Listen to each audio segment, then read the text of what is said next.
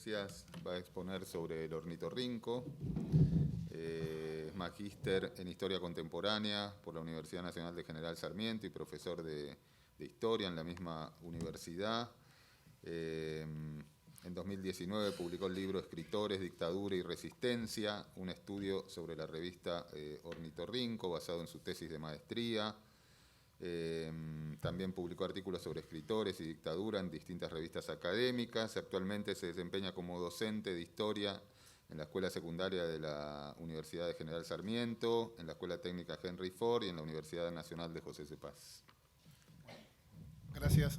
Buenas tardes a todos y a todas. ¿Se escucha ahí? Sí. Dejo ahí. Bueno, gracias. Primero que nada, gracias por la invitación. Para mí es un honor y un placer compartir esta mesa con gente tan destacada.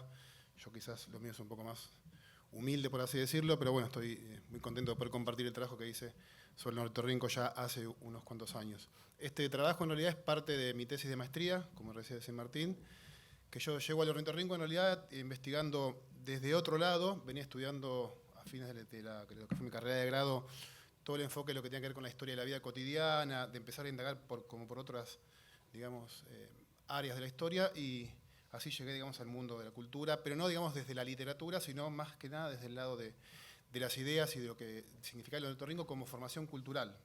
A mí me interesa mucho trabajar el ornitorrinco, y lo que preparé hoy no tiene que ver tanto con el contenido específico de la revista, aunque voy a hacer algunas alusiones a lo que plantean en las editoriales y a sus secciones, sino más que ver con todo lo que la revista significó en tanto práctica y en tanto publicación, ¿no? Teniendo en cuenta la conformación del grupo que la llevó a cabo, teniendo en cuenta las prácticas que desarrollaron, cómo se conformaba la revista, ¿no? Todo lo que hacían, y sobre todo teniendo en cuenta por qué elijo el ornitorrinco. Algunas cuestiones las voy a leer para ser más ordenado. Creo que de los 3 ejemplares que conforman la serie de revistas que dirigió Abelardo Castillo, El Grillo de Papel, allá fundada por 1959, que después se convirtió en El Escarabajo de Oro, 2 revistas emblemáticas, ¿no?, del campo de las revistas de los años 60. Creo que el ornitorrinco es importante analizarlo y reconstruirlo, ¿no?, su publicación, por 2 cuestiones creo que son muy importantes. Una es porque me parece que arroja luz, ¿no?, sobre un conjunto de transformaciones muy importantes producidas en la última etapa de la especie. Yo en el libro juego un poco con la metáfora de la especie, retomando en realidad la metáfora de Elisa Calabrese y Amará de Llano, que habla de animales fabulosos, ¿no?, esa fauna fabulosa de Abelardo, de el grillo, el escarabajo, y ahora este animal imposible que es el ornitorrinco, ¿sí? Creo que acá en el ornitorrinco uno puede ver de esa especie unas transformaciones muy importantes que no llegan a construir, digamos, una especiación, no es una especie nueva, pero sí que hay mucho contraste con la etapa anterior, ¿sí? Ahí de esa forma podemos identificar rupturas y continuidades de índole estética y política que se expresan en sus páginas, en las prácticas de los escritores que la impulsaron, en ese momento tan particular, como decía recién Silvia, ¿no?, que fue la dictadura. Y en segundo lugar, también reconstruir la publicación y todo este conjunto de prácticas y sociabilidades permite también conocer los alcances y los efectos concretos de la represión, así como su impacto en el campo literario, ¿sí? Entonces, los objetivos que yo me propuse en la tesis fue indagar en el modo en que estos escritores concibieron las relaciones entre la literatura, el compromiso político y el rol del escritor durante los años de la última dictadura, para aportar a un debate que creo que es interesante sobre el significado político y cultural de esta última revista de Abelardo y de cuál fue el rol frente al régimen militar, ¿no? Ahora, después me voy a detener un poquito en esto. La tradición de las revistas en las que se filia el ornitorrinco se había desarrollado, como mencioné antes, como parte de un intenso proceso de lucha y radicalización política durante los años 60 y primeros 70, que la dictadura vino a clausurar traumáticamente, ¿sí? En ese periodo, los escritores y la literatura proveyeron de símbolos, ¿no?, y de artefactos simbólicos y culturales a diversas corrientes políticos. El Grillo de Papel y el Escarabajo de Oro se filian, ¿no?, en esa tradición de revistas literarias, pero a la vez, ¿no?, con un fuerte contenido político. De esta manera, ¿no?, el ornitorrinco forma parte de un proyecto político, pero también literario, en tanto estrategia y medio de intervención en el espacio público, anclado en un pasado configurativo como lo es el de las revistas literarias de los años 60. Dicen ellos en la primera editorial del número 1, dicen: no somos milenarios, pero tenemos historia. La más reciente serían las revistas literarias de los años 60. De esa forma la revista se inscribe entonces en esa tradición y en esa identidad, y tenía que hacerse cargo de alguna forma de ese peso simbólico, ¿no?, que implicaba seguir esa tradición en un contexto totalmente, digamos, novedoso y traumático, ¿no? Y catastrófico que fue la dictadura. La hipótesis que yo manejo y que planteo en el trabajo sostiene que la existencia de esta revista, del Ornitorrinco, hay que entenderla en el cruce de 3 coordenadas. En primer lugar, la revista es producto del impulso creativo, ¿no? De un grupo de escritores. Esto es importante, es una revista de escritores, no hacen periodismo, o sea, no son periodistas, sino que son básicamente escritores. Para el caso de Castillo, en el momento de la dictadura ya era un escritor entrando en su madurez, ya tenía más de 40 años, había ganado premios, había publicado varios libros, así que estamos hablando de una revista hecha por escritores, ¿sí? Que llevaron adelante, digo, ese impulso creativo en un contexto que por lo menos era hostil y peligroso, ¿no? Ahí Saer en el libro Lo Imborrable dice, ¿no?, lo peligroso que era apadrinar una revista, aunque sea tibia en ese contexto. Bueno, ellos asumen ese riesgo y siguen adelante con la publicación de una revista de ese tipo. En segundo lugar, creo que también la existencia de la publicación y su perduración en el tiempo, no conté, la revista se publica de 1977, ¿no?, hasta 1985. Sin embargo, yo tomo para mi trabajo los primeros 11 números, la revista publica 14 números en total, pero los últimos 3 números se publican entre 1985 y 1986, o sea que la revista es bien típicamente de la dictadura. Los últimos 3 números en realidad no los tomé en cuenta para el trabajo porque tienen que ver con otro contexto, con otras discusiones, así que acá analizo estos primeros 11 números que tuvieron una tirada irregular, pero salían más o menos cada 2 o 3 meses, dependiendo la situación. Entonces digo, la existencia y la perduración, ¿no?, de esos casi 6 años de la revista, hay que situarla también en relación al grado de masividad y el peligro potencial en tanto discurso público, frente a medios mucho más poderosos como la prensa masiva, la televisión, el cine, e incluso revistas con tiradas, digamos, mucho más masivas y más conocidas. En ese sentido, la revista, creo, circuló en lo que Nelly Richard denominó subcircuitos de recepción cultural, ¿no?, a los que si bien contribuyen a disminuir el impacto de la revista en tanto su potencia comunicadora, a la vez la ponen relativamente a salvo de la censura, digamos, y de la vigilancia más oficial. Y en tercer lugar, me parece también que hay que tener en cuenta el prestigio, ¿no?, en términos del posicionamiento dentro del campo literario, que tanto Castillo, sobre todo, ¿no?, y Hecker habían ido adquiriendo desde los 60, y ya para el momento, como dije recién, de la dictadura, tenían, digamos, respaldo político por un lado, ¿no?, y también económico, porque tenían vínculos con editoriales, tenían vínculos con imprentas, ¿sí? De hecho, Abelardo, recién se mencionaba el diario La Opinión, también él escribe, lo cual fue muy cuestionado también en su momento, una serie de notas en el diario La Opinión a raíz del Mundial, y eso también le valió alguna crítica. Y creo que algo de eso, de haber, digamos, tenido tanta exposición en ese sentido, le valió críticas incluso de compañeros de él de otras revistas, ¿sí?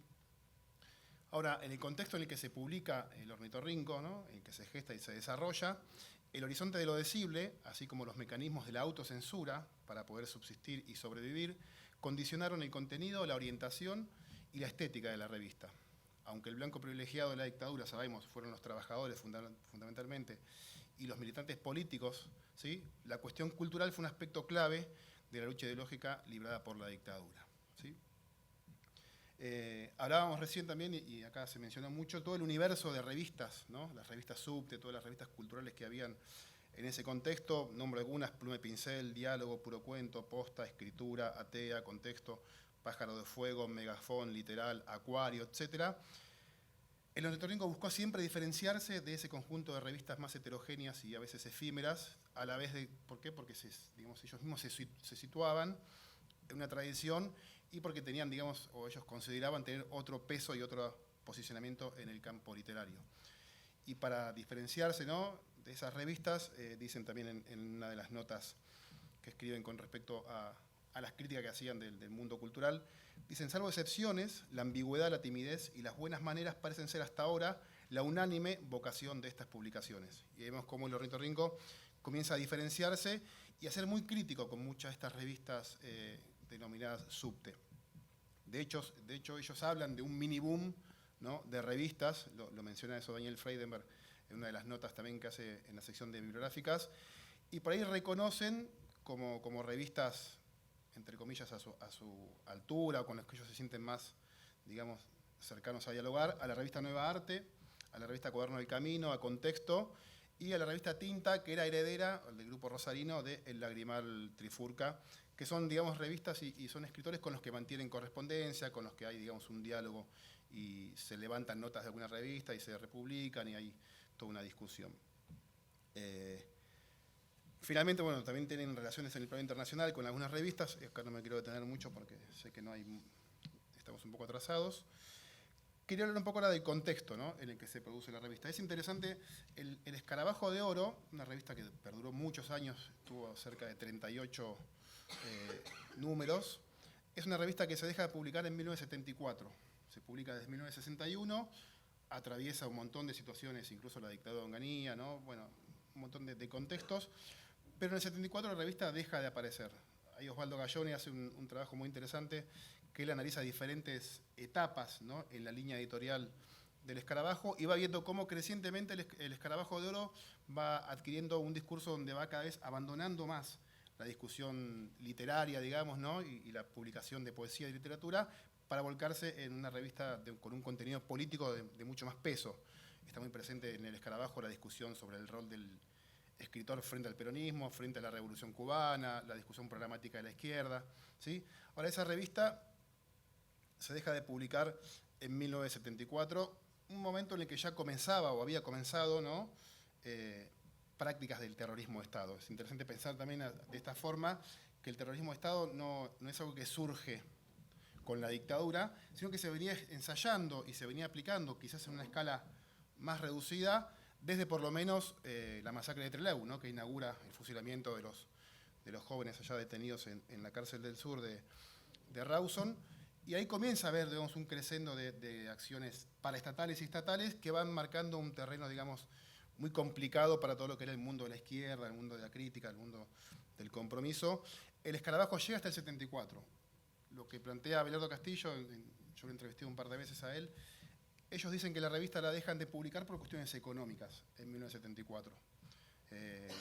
Y recién aparece la siguiente revista en 1977, o sea, en el periodo en donde mayor recrudece la represión y digamos, el ataque hacia la izquierda y hacia los grupos, digamos, críticos, en todo caso, incluso el peronismo, la revista no aparece, no circula en la calle. Ahí hay un silencio, ¿no?, que yo creo que tiene que ver, no sé si tanto con cuestiones económicas, aunque puede ser, más con cuestiones de supervivencia y de resguardo, pero rápidamente ellos digamos, sienten la necesidad de sacar esta revista literaria.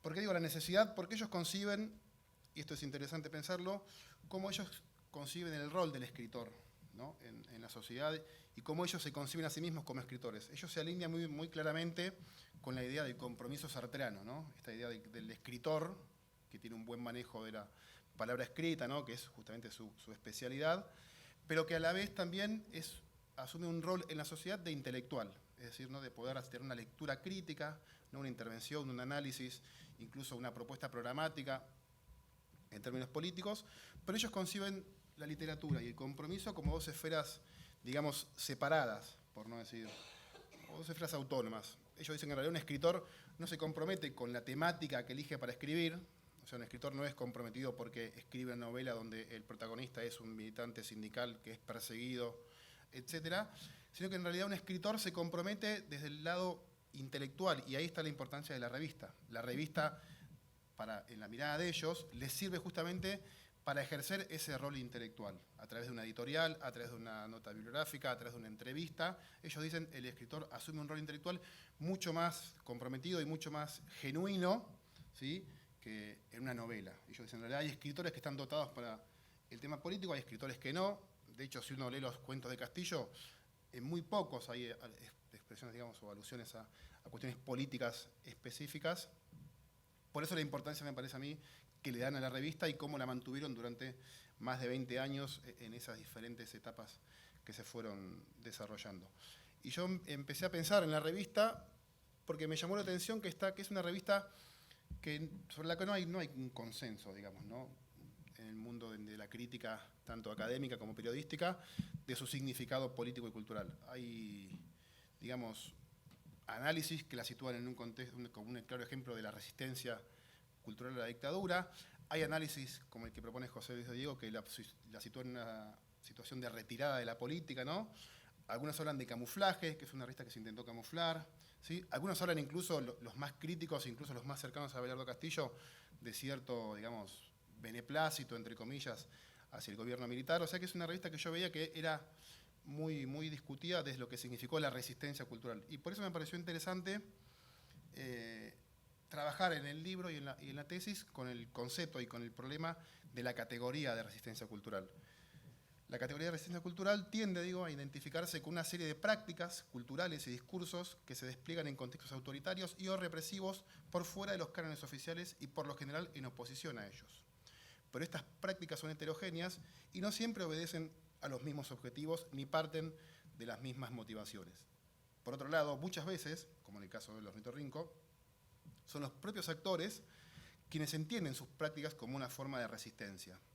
En el caso de la publicación del ornitorrinco, en diversas oportunidades sus directores se han ubicado dentro de lo que para ellos fue la resistencia cultural a la dictadura, mientras que, como decía, para algunos de sus contemporáneos está más cerca de una adaptación, y una simpatía hacia el régimen.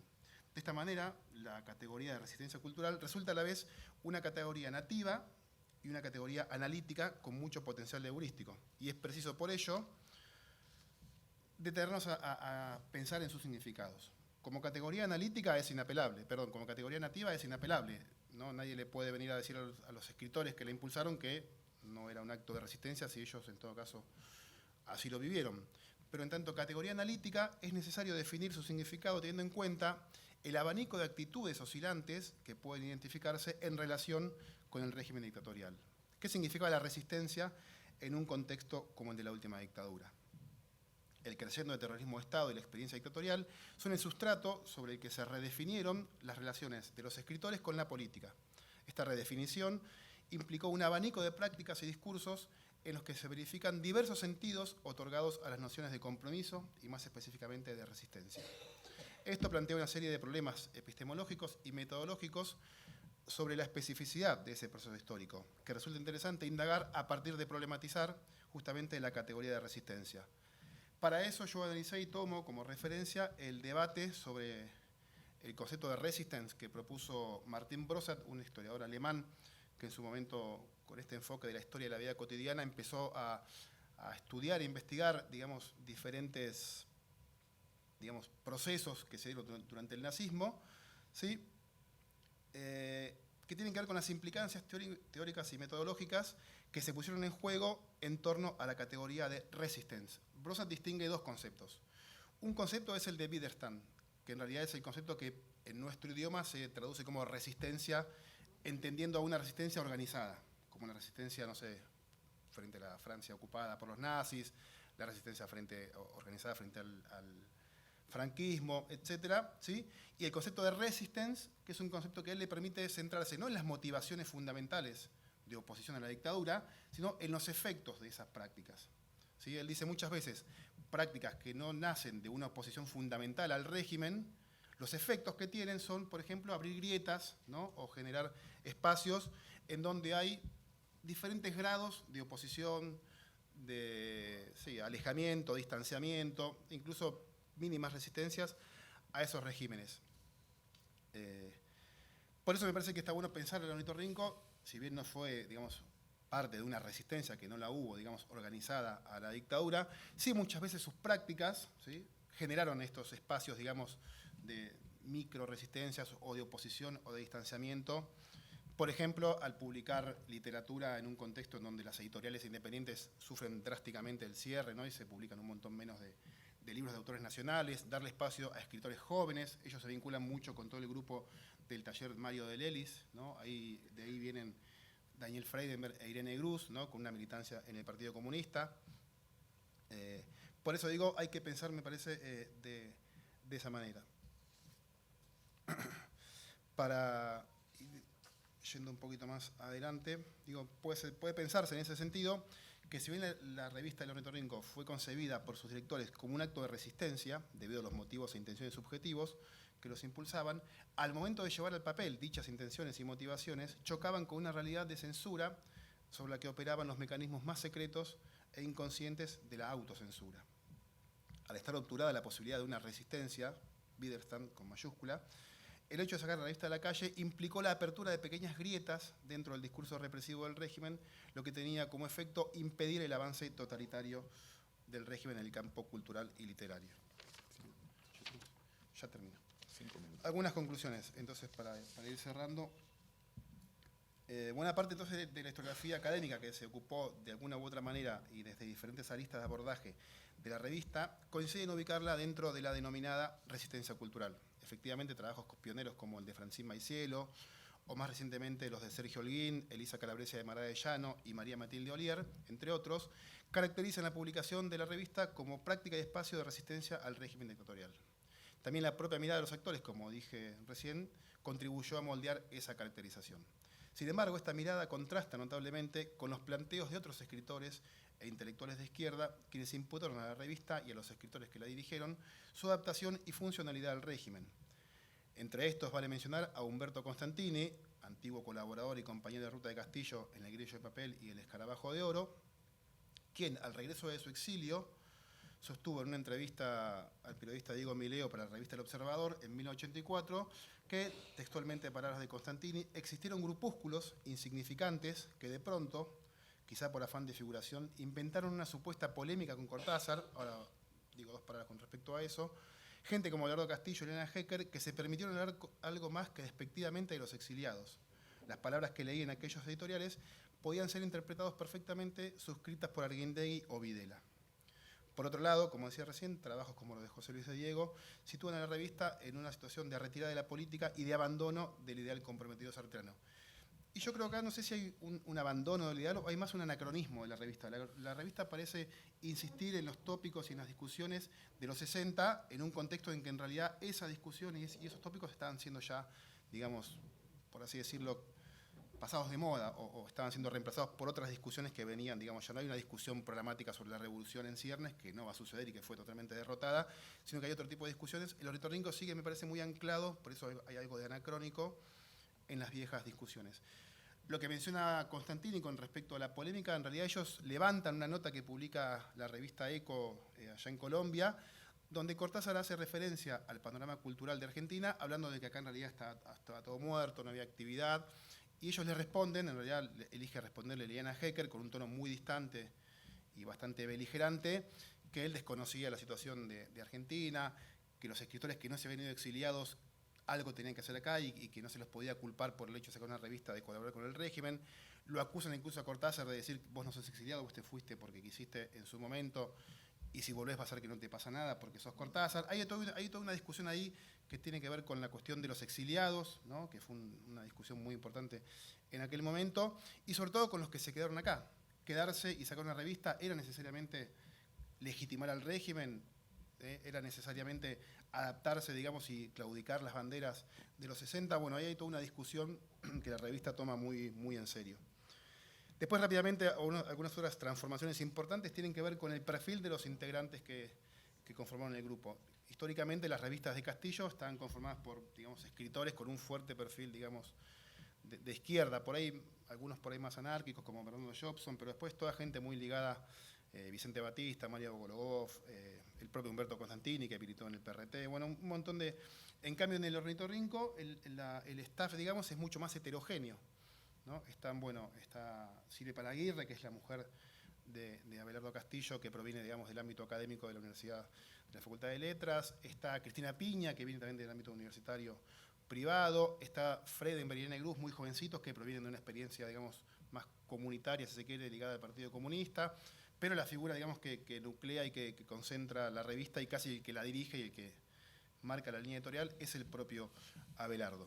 Y otra de las rupturas, digamos, y ahí ya con esto voy terminando, tiene que ver con el lenguaje con el que utiliza la revista para dirigirse a sus lectores. Si uno mira las revistas anteriores, sobre todo El Escarabajo, un discurso muy de barricada, ¿no? Un discurso muy confrontativo, mientras que en el ornitorrinco hay un discurso mucho más elíptico, ¿no? Mucho más metafórico en esta cuestión de burlar, digamos, por así decir, la censura, ¿no? Y ponerse a salvo de la represión.